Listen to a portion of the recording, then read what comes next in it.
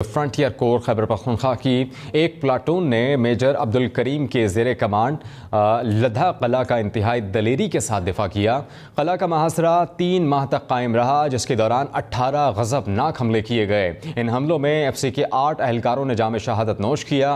दिफाई operation की जवाबी कार्रवाई के दौरान 697 अस्करियत पसंद जहन्नुम वासिल हुए।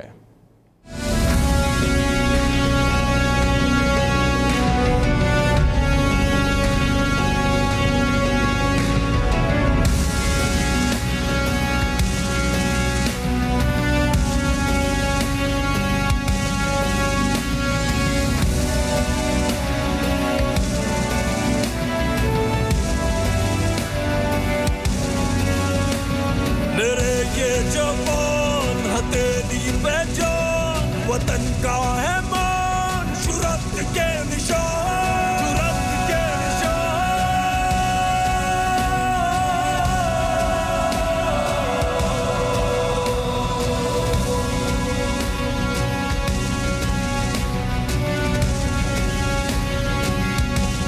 शुरत के निशान।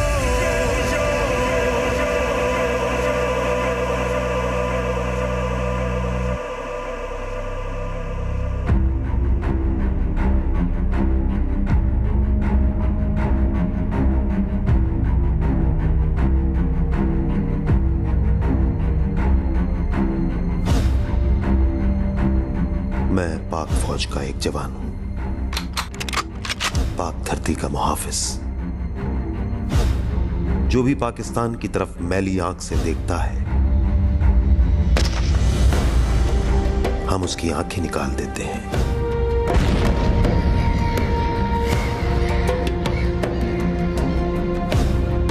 ये गाजी, ये तेरे पुरस्रार बंदे, जिन्हें तूने बख्शा है ज़ौक़े खुदाई।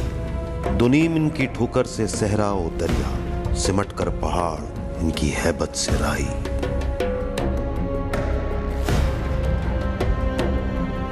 मैं आज भी जंग के दहाने पर खड़ा हूं, जिस तरह कल जंग के दहाने पर खड़ा था।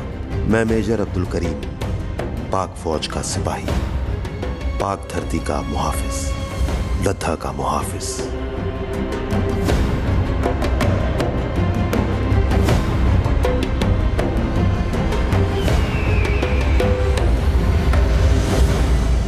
मिलिटेंसी टेररिज्म उस ज़माने में, अगर आपको याद हो, 2007-8 के शुरू में बहुत तेज़ी से फैल रहा था और सवात में एक सिचुएशन क्रिएट हुई, फिर बाकी जगहों में फाटा में बड़ी तेज़ी से फैलना शुरू हुआ। तो इस सूरत हाल में लद्दा की एक और बड़ी इम्पॉर्टेंट सिग्निफिकेंस ये थी कि यहाँ पे हमारे लोगों का होल्ड आउट करना और वहाँ पे ठहरना, it was of critical importance. October 2007 में 1 wing Dir scouts under command major Abdul Karim को लद्दा किले में 7 बलोच रेजिमेंट और 3 विंग बाजौड़ स्काउट्स को रिलीव करने का काम सौंपा गया।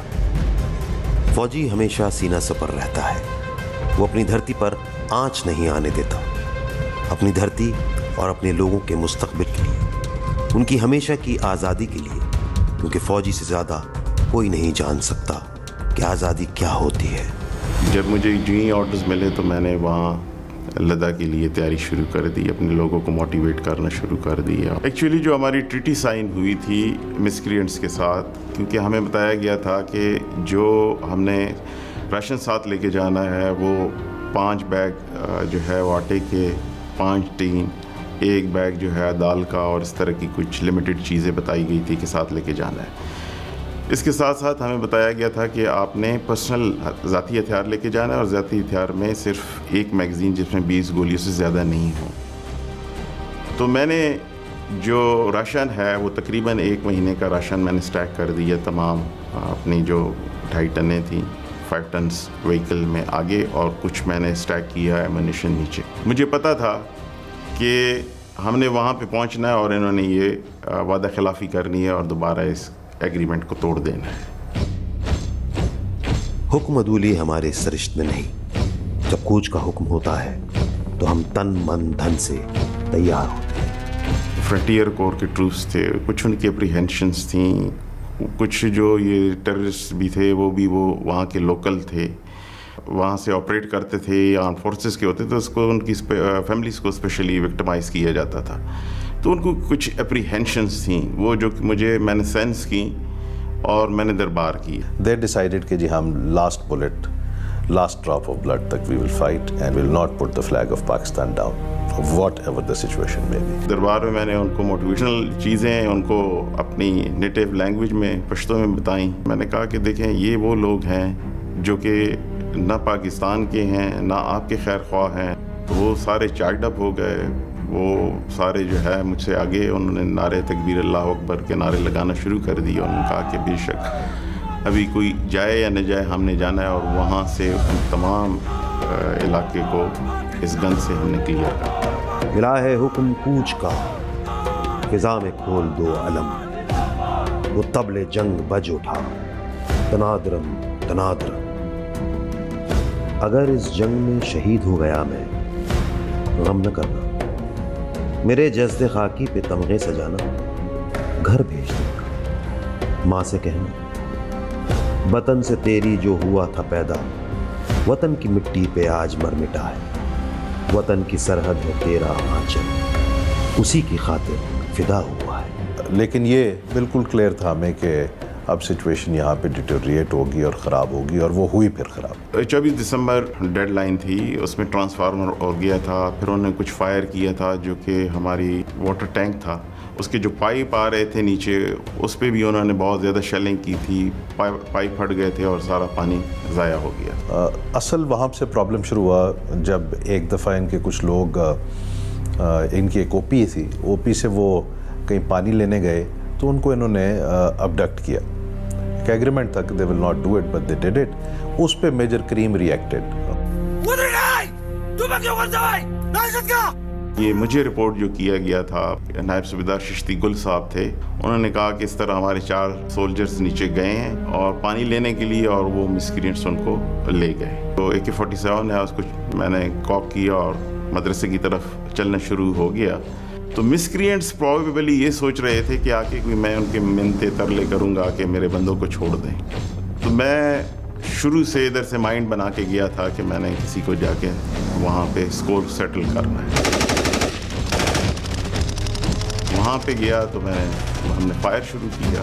फायर में उनके 39 बंदे मारे गए, 9 उनके ज़ख्मी थे, और 20 जो थे मिसक्रिएंट्स प्लस अपने बंदों को मैं छुड़ा के लेके आ गया था। तो अल्हम्दुलिल्लाह वो मैंने 10 मिनट में वो स्कोर सेटल करके अपने बंदों को रिलीव करा दिया। करीम ने जब भी मुझे कॉल की तो मुझे कभी नहीं बताया कि यहाँ पे ऐसे हालात हैं या क्या है, कुछ नहीं मुझे पता चलता था।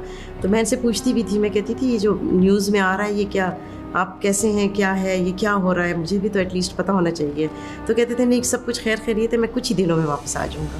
तो उसके बाद फिर सिचुएशन ख़राब होती गई। मिलिटेंट्स इनको थ्रेट भी करते थे, इनको मुख्तलिफ़ तरीक़ों से कोर्स करने की कोशिश करते थे कि जी किसी तरीके से इनका हौसला टूट जाए। ब्लैकमेल करना चाहते थे। वो कहते थे कि आपके बच्चों को लाएंगे, आपकी मिसेस को लाएंगे, और हमने इधर ही आपके सामने स्लॉटर कर देंगे। ख़ुद भी और अपने बंदों को भी बताओ कि आएँ और हथियार डाल दें। एक पूरा स्क्वाड बाहर, गाड़ियाँ और कुछ आर्मी ऑफिसर्स और सारे मौजूद थे।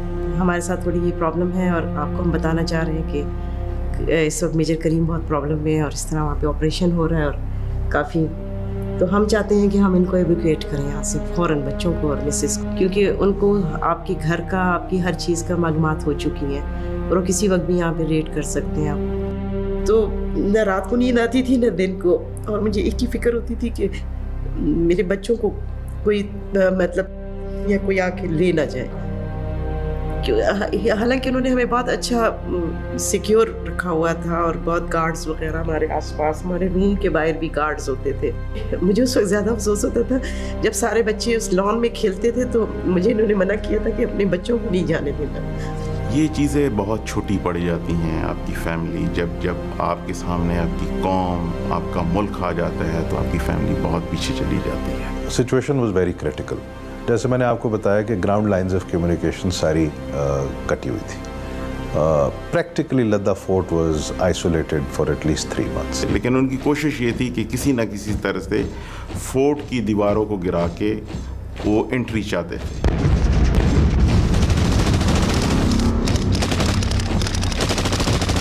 कुछ हद तक उनको ये कामयाबी मिली भी। लद्दा फोर पे एक महीने में कुल 18 अटैक हुए, लेकिन भरपूर ताकत के साथ। इस तरह था जिस तरह ये बारिश बरस, इस तरह पे ये गोलियाँ, फायर, मिसाइल, रॉकेट, हर एक चीज़ हम पे थे हो रहे थे। लेकिन मैंने अपने ट्रूप्स को ये बताया था कि हमारे पास लिमिटेड एम्युनिशन है, अगर आप एक गोली फायर करते हैं तो उसके बदले में एक बंदा कम से कम डाउन होना चाहिए।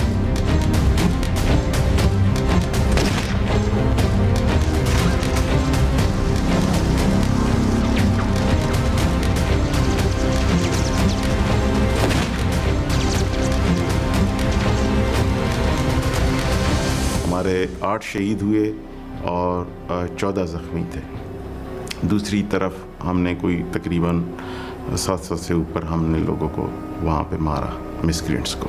हमें critically we were aware of this situation कि ये सिचुएशन अब इस लेवल पे लॉजिस्टिकली पहुँच गई है कि ये शायद सस्टेनेबल ना हो for the people to stay in the fort.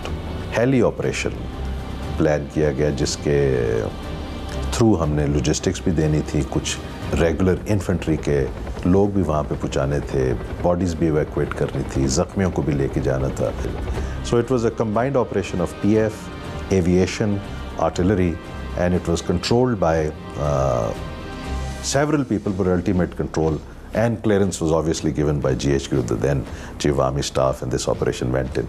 It was controlled by the Corps Headquarters. It was coordinated by several people, and eventually the man who led this operation was Colonel Wajad Guman.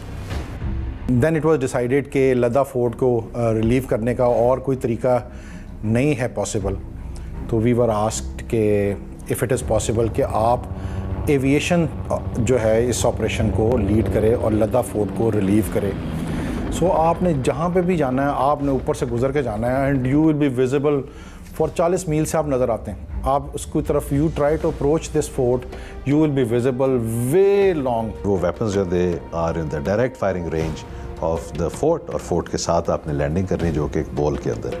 सो ये थी situation जिसके अंदर ये heliborne operation was being planned.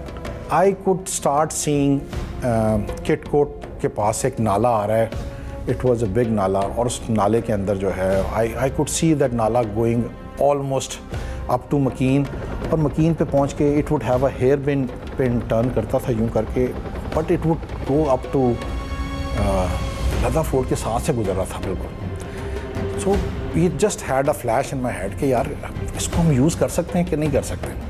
तो जब मुझसे उन्होंने सवाल पूछा ये कि यार इसके चांसेस ऑफ सक्सेस क्या हैं इस ऑपरेशन के, तो मैंने उन्हें कहा कि सर 90% चांसेस हैं, it will fail and it will be a catastrophic failure because you will lose all 6 attack helicopters and you will lose all these Bell helicopters.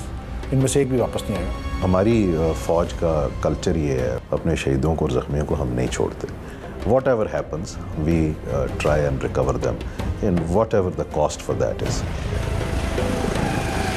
और किटकोट एक जगह है, वहाँ से के करीब से हमने डाइव किया और नाले में चले गए, और वहाँ से I was in the lead, और बाकी जो है वो हेलीकॉप्टर्स मेरे पीछे उन्होंने फ्लाई करना शुरू कर दिया। 8:37 पे आई वाज इन दी नाला, और 9 बजने में 1 मिनट के ऊपर I was suppose to get out of it. पहली पोस्ट जो है जहाँ से जो मिसक्रिएंट्स की पहली पोजीशन थी जो जिसने होल्ड किया हुआ था, so since I was the first one who was getting out, तो I was suppose to engage पे 1 2 3 इधर और फिर 2 3 इस, सो 6-7 पोजीशंस मैंने एंगेज करनी थी इन फर्स्ट को, क्योंकि उसके बाद फिर पीछे दूसरे जहाज़ ने बाहर वाली 2 करनी थी, उसके बाद बेल थे। This bells were suppose to continue flying in the नाला, और इन्होंने आगे जाके नाले में से निकलते साथ ही सामने ग्राउंड के सामने निकला। They were not suppose to go up at all. So हम ऊपर चले गए, हमने उनको किया इंगेज करके रखा, और वो दोनों बेल जो है वो नाले से पहुँचे और उन्होंने जाते ही लैंड किया, बंदे उतारे। I just went across, paddle turn करके मैं वापस फायर कर रहा था, तो उसने कहा sir I am ready for take off. It was first 20 seconds, after 20 second they said sir we are ready for take off. तो उनको मैंने कहा hold on for a second, मुझे ऊपर से गुजर, because I was firing live, उनके आगे फायर कर रहा था, और वो जो मिसक्रिएंट्स की पोजीशंस थी 2 उनको मैं कवर कर रहा था, तो मैं उसके ऊपर से गुजरा, साथ ही मैंने कहा okay take off, and they just jumped into that नाला अगेन, वेंट इन, हम वापसी का सेट कोर्स कर दिया और इट वाज अनबिलीवेबल कि 9:20 पे वी लैंडेड 22 मिनट पे। हमने जब लैंड किया तो उस वक्त तो सर आमिर वाज कंसर्न कि यार इतनी जल्दी आ गए हो और क्या बना है। तो उनको मैंने बताया कि सर हम सक्सेसफुली कर रहे हैं, everything we have done everything, alhamdulillah. So my faith is that Pakistan Army, if it is supported by the Pakistani nation, it cannot be defeated.